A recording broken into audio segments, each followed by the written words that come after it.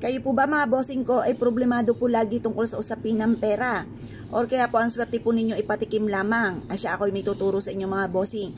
Para ang pera ay tuloy-tuloy at hindi patikim lamang ang swerte. Para magtagal ang kaperahan po natin or kaswertehan mga bossing.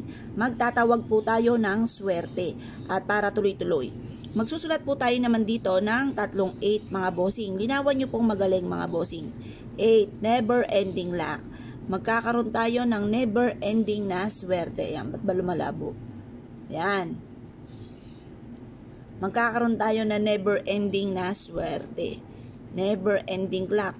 Magkakaroon tayo ng maraming pera. Tuloy-tuloy na pasok ng swerte sa pera.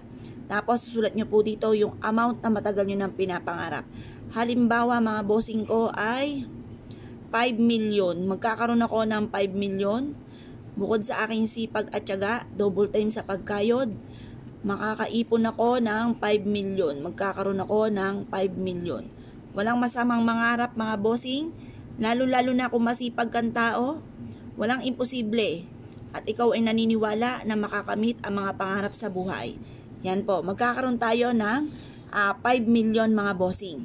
Pagkatapos mga bossing ko, pwede nyo siyang ilagay sa malinis na tubig, pwedeng budbudan ng kaunting asin, or pwedeng simpleng ganito lamang na iipit nyo po sa inyo pong pitaka. Ang dulot po nito ay swerte mga bossing. Pwede rin naman na ilagay nyo ito sa isang pouch, tapos lagyan ng konting asin at isabit sa inyo pong main door or sa inyo pong bintana.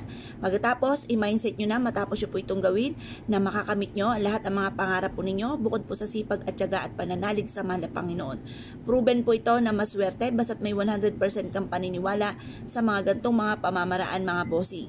Ngayon pa mga bossing, kung kayo po isa sa mga naniniwala sa mga gantong mga pamamaraan, ay mas mainam mga bossing ko na maging positibo po kayo. Alisin ang mga negatibong isipin, yung mga negatibo na nagaganap sa buhay po natin ay ipagdadasal ng taimtim at yan po mga bossing ko yung makakatulong upang sa ganon kayo po higit na makatrack ng swerte at mag-goodbye na kayo sa mga problema. At saka yung pangarap natin, yun ang lagi-lagi nating sasabihin. Halimbawa po, yayaman ako at magiging matagumpay. Ganyan po mga bossing, kahit nasaan ka man. Ako po mga bossing, basta't biglang pumasok sa isipan ko, kahit ako'y nakaupo sa trono, lagi ko po sinasabi, yaman ako at magiging matagumpay. Yan po ay magaganap. Huwag ka lang maiinip, basta sipagan nyo lamang, iwaksin nyo muna sa isipan nyo na kailan kaya darating yan. Basta sipag lang po ng sipag mga bossing, makakamit nyo po yan mga bossing. Walang imposible sa mga taong masisipag at madidiskarte at hindi nakakalimot magdasal. Yan po yung walang imposible. Huwag ka lang maiinip kasi alam niyo naman ang isang bagay, mas na iniintay lalo-lalo na sa usapin ng pera ay lalo po yan tumatagal.